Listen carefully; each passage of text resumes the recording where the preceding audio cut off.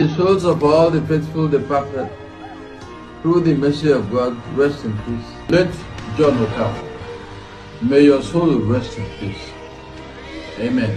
Let Amechi Monago, may your soul rest in peace. Let Deji Aderemi, may your soul rest in perfect peace.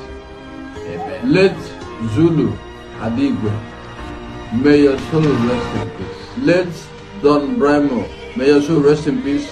Amen. Let Cynthia Okereke, may your soul rest in peace. Let Onyeka Unwenu, may your soul rest in peace.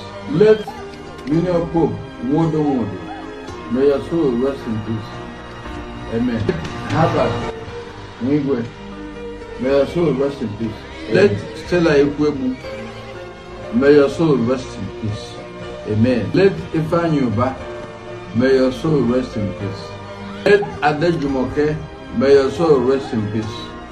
CC Quadri, may your soul rest in peace. Amen. Telebe, may your soul rest in peace. Amen. Let Sharon Abaman, may your soul rest in peace. Amen. Let Mobad, may your soul rest in peace. Amen. So many others I can't remember. Better I am because I are amen. Amen.